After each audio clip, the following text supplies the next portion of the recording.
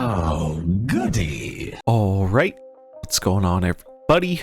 Zombies here again, and today we're back with another Marvel Snap video. So one of the big features we got in yesterday's update is custom cards, and this is the first iteration of the feature, but I've seen quite a bit of confusion around it, so I just wanted to go over exactly what the current iteration of custom cards are, how it works, the pros of them, and some of the things that aren't there right now, but are planned on coming in the future. So custom cards are unlocked for any card that you have split at least one time. I think you have to have split a total of 3 cards to infinity before you actually get access to the feature, but after that you can apply a custom card to any card that has made it to infinity border and has been split.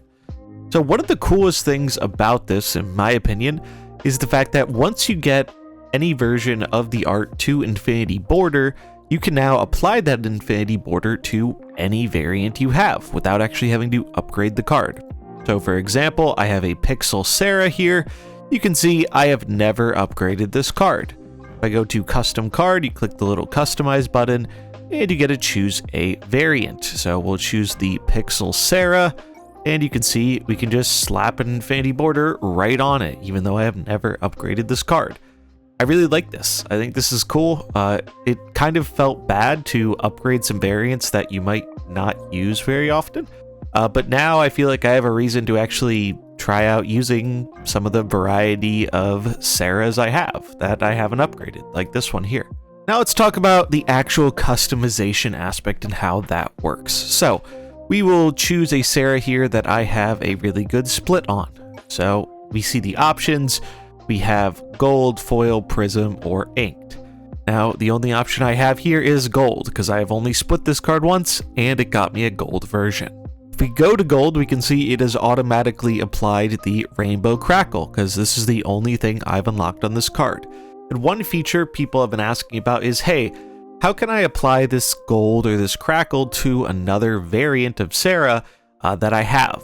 And for the time being, there isn't a way to do that. If you haven't unlocked a gold with whatever finish split, you can't put it on another version of the card. Though that is going to be changing at some point when this feature gets updated. I guess this is all going to be tied to the mastery system, which should be coming in a future update sometime, probably not too far from now, though they haven't given us any real specifics, but I would personally expect it sometime in the first half of this year, going by the roadmap. Mastery is going to be about rewarding players for splitting cards, getting a bunch of variants for the same card, and probably going to be adding additional splits amongst other things to the game. When they add that feature, I think it's likely they're also going to be adding some changes to these custom cards, some of which they've already confirmed. The big thing they have confirmed, which previously I'm pretty sure they said they weren't going to do, but they have since changed their mind on it, is we can see I have this gold Sarah with the rainbow crackle. Whenever they decide to upgrade custom cards again with some more features, it sounds like what you're going to be able to do is I can take this exact split with the gold and the crackle in this color background and apply it to any of the Sarah variants I have. Now, it sounds like you aren't going to be able to individually pick things, so I wouldn't be able to apply this rainbow crackle to an inked version if I have not already unlocked rainbow crackle on an inked version of the card. But honestly, this is still a lot better than I expected them ever to do.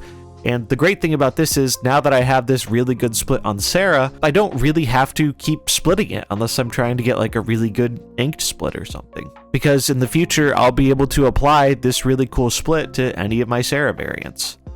I think this kind of streamlines how people will actually split cards and encourages splitting a wider variety of cards to get cool effects on multiple cards. Again, it's not in the game yet, but we do have confirmation that they're going to be doing it, and it'll be a very welcome addition when it gets added. The other thing that's pretty neat that they said they weren't going to do, but actually did end up doing, is frame break and animations are now on common border cards. When people initially asked about this, they basically said, no, we're not really planning on adding these features. It didn't seem feasible. Apparently the animations were tied to the rarity of the border, and it looks like they have found some way to make that work, which is really cool, in particular for those of us who might like inked cards. Because now you can keep a normal white border on your inked card, but you actually get all the animations in frame break, which previously wasn't possible. So ink enjoyers rejoice. But yeah, those are all the major features surrounding the custom card stuff. I do think they fumbled a little bit with the messaging initially, because I think a lot of people were expecting a bit more in the way of customization. I think they should have specified a little bit better, especially on the roadmap, to set up expectations correctly. But it's also nice to see that they actually did improve on some things, which it sounded like weren't going to happen. Like we can see here with the animation and frame break being on a normal white bordered card. But the big one really is that you are going to be able to use these really good splits on future variants of the same card in the future. So I'll be able to use this inked Serra with the white tone flare on any of my Serras if I want. So hope it doesn't take too long for mastery, because I think this is a really nice addition to the game for people who care about splits.